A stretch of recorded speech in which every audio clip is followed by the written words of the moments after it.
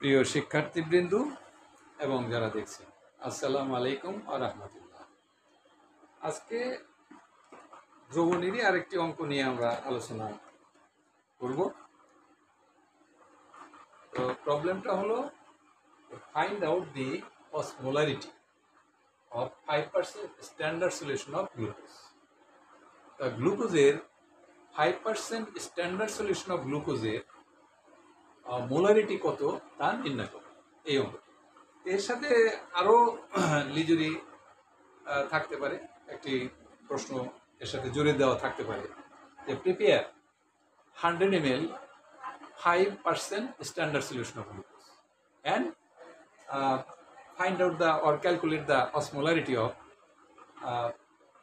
prepared 5 gram percent standard solution of glucose থাকতে পারে। তো যাই হোক, আমরা প্রিপারেশন সেটা আলাদা। তো আমরা প্রিপারেশন অফ সলিউশনের মধ্যে আমরা আলোচনা করছি আগে। তো আজকে আমরা জাস্ট এই মোলারিটি এবং অসমোলারিটি এটা আমরা নির্ণয় করে দেখি এটা কিভাবে নির্ণয় করা যায়। তো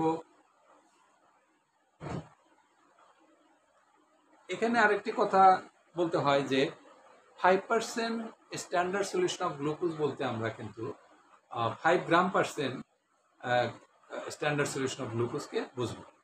তো 5 গ্রাম পার্সেন্ট এটা গ্রাম যদি পার্সেন্টেজ থাকে তাহলে সেখানে যেমন আমরা এক্স যদি লিখি, এক্স এর একটা পাওয়ার থাকে 1 এবং এর কোএফিসিয়েন্ট বা সহগ থাকে 1। সেখানে কিন্তু আমরা লিখি না, লেখার প্রয়োজন পড়ে না। ঠিক অনুরূপভাবে 5% স্ট্যান্ডার্ড সলিউশন অফ গ্লুকোজ বলতে আমরা ওই 5 gram percent standard solution of গ্লুকোজকে বুঝবো। কারণ গ্রাম মিলিগ্রাম পার্সেন্ট থাকলে সেটা উল্লেখ করতে হবে যে 5 মিলিগ্রাম পার্সেন্ট, 5 পিকোগ্রাম পার্সেন্ট, এরকম যদি অন্য ইউনিটগুলো থাকে তাহলে সেটা লিখতে হবে। কিন্তু শুধু 5% যদি থাকে তাহলে আমরা সেখানে 5 গ্রাম পার্সেন্টকেই বুঝবো। তাহলে দেখা যাক, আমরা অঙ্কটা করে দেখি।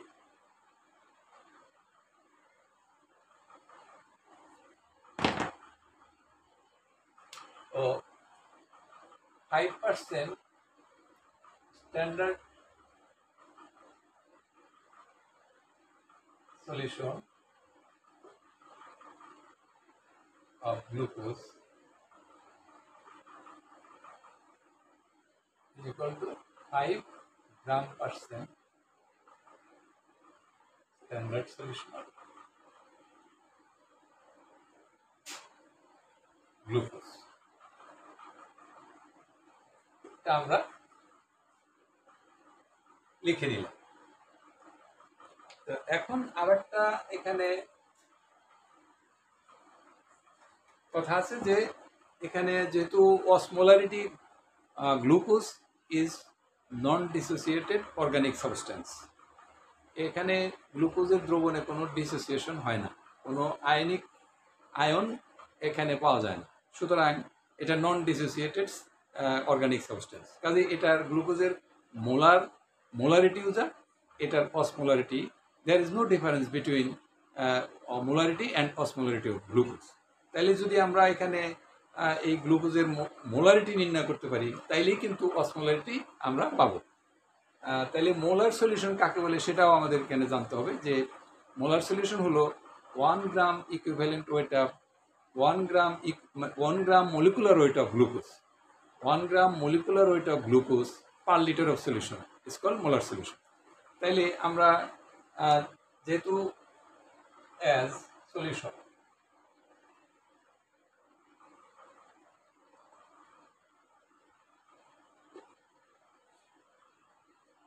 the gram molecular weight of glucose is equal to 180 gram.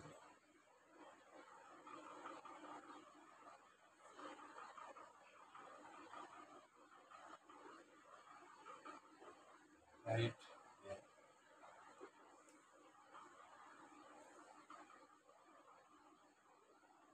80 gram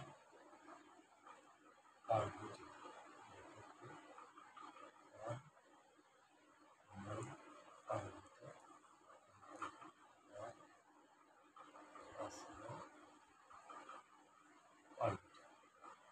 এটা আমরা লিখতে পারি। যেহেতু গ্লুকোজের as the gram molecular weight of glucose is equal to 180 gram, we may write then 180 gram per liter is equal to 1 mole per liter is equal to 1 osmol per liter.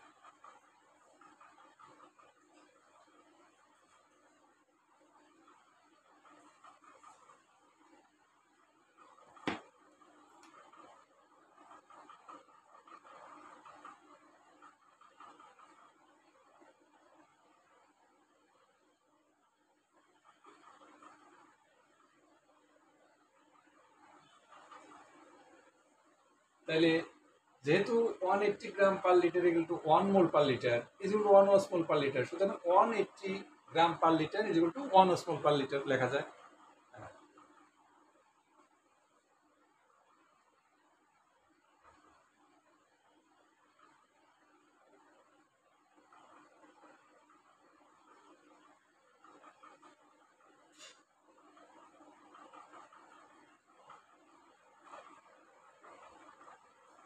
এখানে আমরা এই 180 gram per litre এর অর্থ হলো 180 গ্রাম, এটা হলো numerator আর litre হচ্ছে denominator. তো নিউমারেটরকে 10 দিয়ে ভাগ করলাম এবং ডিনোমিনেটরকেও 10 দিয়ে ভাগ করলাম, তাইলে এখানে কিন্তু মানের কোনো পরিবর্তন হয় না, এ যা ছিল তাই আছে। সুতরাং এইদিকে তার অপারেশন করার কোনো প্রয়োজন নেই, ডান পক্ষে অপারেশন করার কোনো প্রয়োজন নেই, কারণ এখানে যা ছিল তাই আমি লিখছি। জাস্ট এটাকে 10 দিয়ে ভাগ করলাম, তাহলে লিটারকেও 10 দিয়ে ভাগ করতে হবে, তাহলে তাই করেছি। তাহলে আমার মান হয়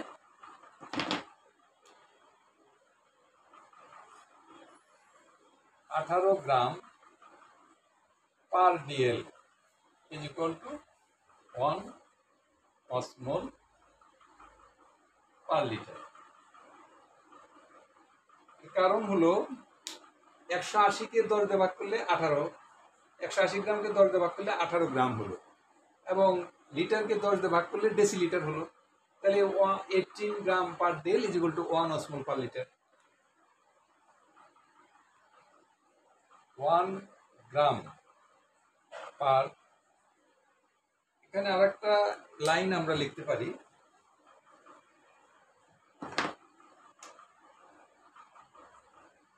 18 gram percent is equal to 1 osmol per litre. এর কারণ হলো পার ডিএল, ডিএল 100 ml এ 1 ডেসিলিটার হয়, সেই জন্য আমরা ডিএল যে সলিউশন, ডিএল পার ডিএল এর যে সলিউশনটা সেটিকে আমরা পার্সেন্টেজে প্রকাশ করি, তাহলে 18 গ্রাম পার্সেন্ট লেখা যায়, 18 গ্রাম পার ডিএলকে 18 গ্রাম পার্সেন্ট লেখা যায়।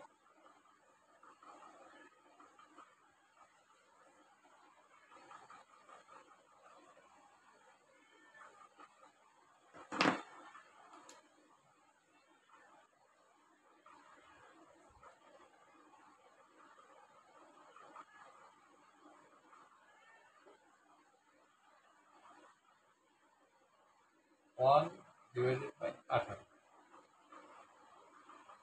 অসমোল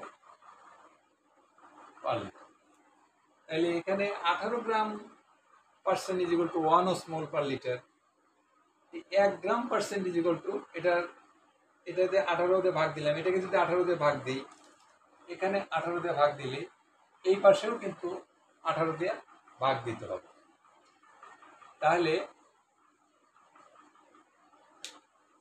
আমার এখানে 18 দিয়ে ভাগ দিলে হলো 1 গ্রাম পার্সেন্ট, 1 গ্রাম পার্সেন্ট, আর এখানে 18 দিয়ে ভাগলে 1/18 হয়ে গেল। এখন আমাদের অসমোলারিটি বের করতে হবে 5 gram percent, or 5 gram percent is equal to 1 into 5 divided by 18 osmol per liter।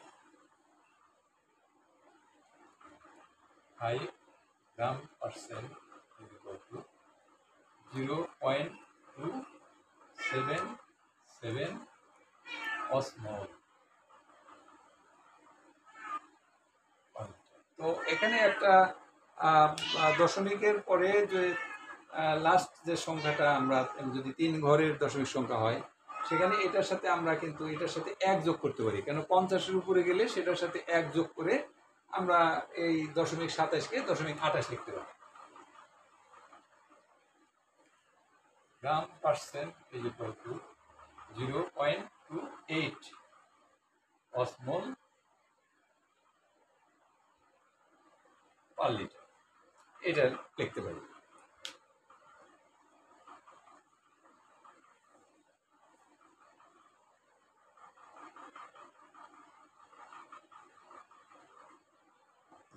এখন যেহেতু দশমিকে অসমোল আসছে, দশমিককে যদি আমরা উঠিয়ে দিতে যাই তাহলে তার পরবর্তী ইউনিটে যেতে হবে, সেটা মিলি অসমোল।